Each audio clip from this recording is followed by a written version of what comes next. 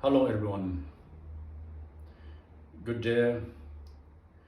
It is the time for me make short video for explanation the 7-point mind training, which is we are uh, discussing in weekends.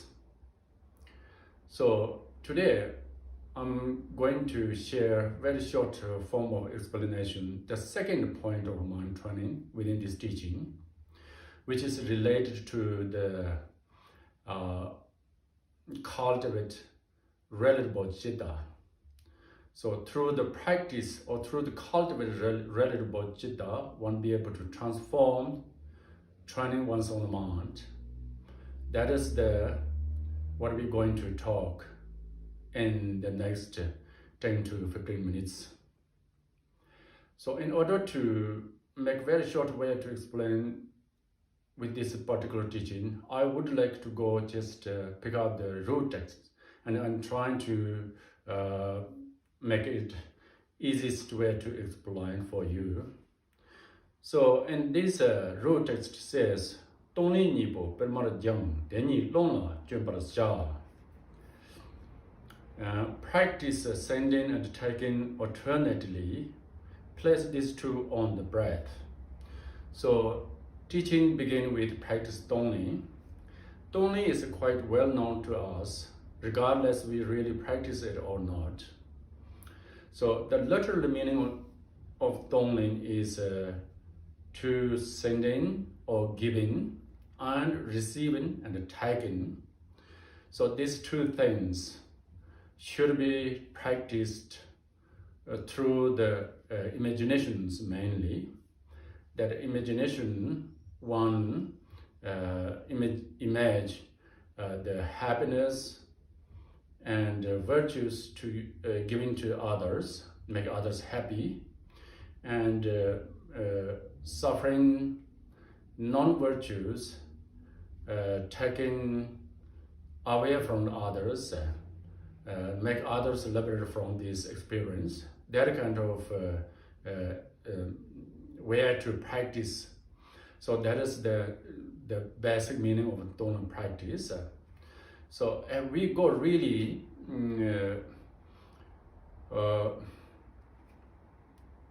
sincere way to practice Deuxie, we should to really have to have something else developed in the mind before begin with practice Deuxie, which is really essential of the Deuxie, really nature of the Deuxie practice. Probably we know that is the love and compassion. Love and compassion is very essential nature of Deuxie. So therefore, before begin practice Deuxie, one has to develop a sense of love and compassion in one mind. Then if we take in practice the Deuxie, that makes real practice. So that way I would like to begin with the way to practice or begin to cultivate love and compassion in the mind first. So in order to practice that, there is something we should understand in basically. That is the very basic nature of human or sentient beings' desire or wishing for. It is saying like all living sentient beings wish to be happy, and all living sentient beings wish to free from the suffering and the difficulties. That is the very common shared desire, wishing for all sentient beings. We should understand that first. With this understood, then we'll be able to shift our self-cherish attitude, oriented mind to a little bit for the concern for the others. Means our attitude may not be always oriented to the self-cherish, only oneself, but we start having thought or idea like we want to be happy, we want to be free from suffering. That kind of thoughts are coming out of mind. So with this kind of thought, and then there is possible to practice or recite in what we know as usual. May all sentient beings be happy and have a cause of happiness. May all sentient beings free from suffering and cause of suffering. That is the main practice. That is the main regular recitation in the mind and verbally recitation taking place. With this recitation or contemplation and the deep thought, eventually we feel really, that it's not just, the conceptual level. It is come into the feeling level. We really feel, we really want to see all sentient beings want happy. That's the love. We want to really free all sentient beings from the suffering and the difficulties. So that is the compassion. So love and compassion is developed in that way in the mind. With this experience of feeling, then every taking Dongling practice would be a very genuine way of practice of Dongling. So in actual, when we come to the actual practice Dongling, how we should to do is as here saying, place these two on the breath. So breathing out, breathing in, and generally during the meditation and the post-meditation. So this breath, exhale with the imagination, give all happiness and virtues to the others, and you feel others obtain what you wish to give, and you feel gratitude with what you're doing. And then breathing in or exhale, inhale, and at that moment you just feel taking away the sufferings, difficulties from from others, and others being freed from the situation of the suffering, and you feel gratitude what you're doing with this. This kind of exercise with breath, with the exhale, the inhale, gently, normally going out, normally going in. At the same time, there's a sense of love and compassion. When you exhale, love, feeling love is go out. When you inhale, experience compassion come in, like love, compassion, love give to happiness to others. With compassion, taking the sufferings out of the others. So that kind of exercise we should be done and during the practice and regularly. So eventually, we really will be able to feel and experience sort of love and compassion. So that is the way to practice the Dongling. So again, that kind of exercise is very powerful for us to transform the mind, because usually that kind of breathing, exhale and inhale is we watching, we aware of the breath in order to make our mind calm and relaxed. So that is good. And at the same time, this Dongling practice is not only that, but with this exhale and inhale, brains calm and relaxed mind. Not only that, but also there's a sense of love and compassion are always feeling within this breath. So that makes it really different. The breathing is a very different practices. So that is the first thing and the short thing we should know. And then second thing is here in the root text is yorsum, dosum, getsasum, julam kendo tsikjang. So this is in general speaking about our daily lives basis. That means in the daily lives, our life situation is always facing or encounter three different types of the objects. In this case, objects are sensorial objects that what we see, what we hear, what we experience, so on, sensory experience. that there are three types of objects as objects that appears to us and we like it, and objects that we don't like it, and objects that always become the neutral to us. These three types of objects always present with us. So because these three types of objects caused us to mind become disturbing emotion mind, which is described as poisonous mind.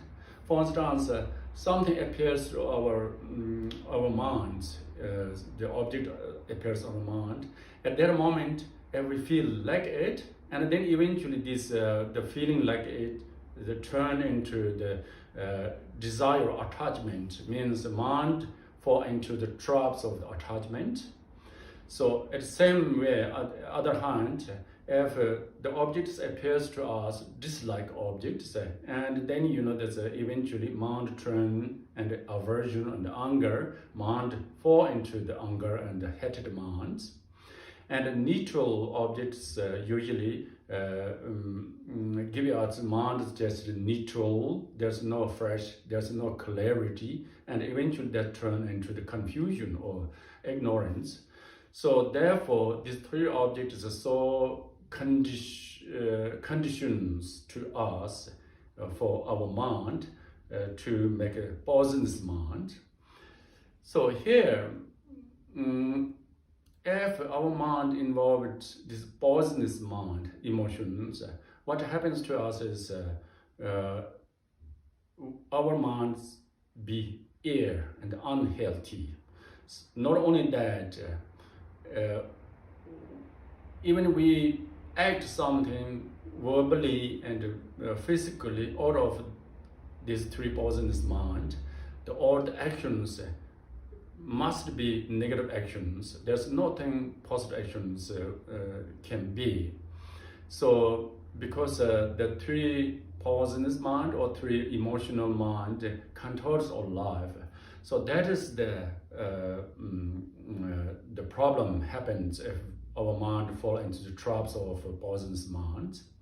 So it does not mean we will not be able to contact any like objects and dislike objects, so on and so on. It means we can see the like objects, we can deal with dislike objects, we can enjoy with the what you like, the objects, and so on and so on. But here the point is, when we start to involve that any kind of these objects, we're trying to set back, not to fall into the traps of attachment aversion. That is the main point. So otherwise, there's no way to run from this. There's three types of objects with us, as long as we are ordinary sentient beings. So that is the here saying, like there's three poisonous minds, three objects, and three roots of virtue is we be able to stay out of three poisonous mind. So that means our mind as naturally becomes a virtue mind, good mind, healthy mind, happy mind. With this healthy, happy mind, whatsoever may be act out of this healthy mind, the actions must be good actions. So therefore, three root virtues here. Then the next the teaching in the sentence says,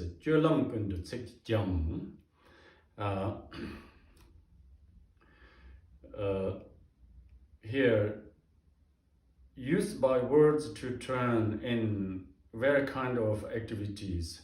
The real meaning is in daily basis of our life, any situations in our life, any activities, we trying to training by the words, by the sentences. This is a very powerful methods actually. Here means, and generally we should just speak, talk good words and good, that's meaningful words. The blessed words. Usually we have a lot of these kind of words, such as Buddha's teaching, as well as other enlightened teachers' teachings, as well as there's a great potters, poems. All these things are very that's inspiration words. We should often spoken to others, to oneself, particularly the mental conversations. Usually we say the mental chatting. We have that kind of that's a that kind of always that's used to be mental chatting each oneself, always talking oneself, mental noisy. We being always a negative chatting in the mind, mental negative chatting oneself or one to the others, that makes our minds darker and darker and more, there's this unhealthy mind. That kind of, there's words and the conversation, it's absolutely not good to us. So instead of that, we're trying to chat good words and good, there's meaningful, beautiful things, just, there's a positive things speak in your mind, chat in your mind. If you wanted to chat something in your mind, that is the way to changing our mind, transform the minds. So therefore, in any situations, when you are with public, trying to talk good things, say good things. When you be with you alone, and trying to when you chat mentally noisy, and it's trying to have a good things, meaningful, the words in your head. That is the here the way to training your mind. And then the last one here says lempa korem dan rangnitsam.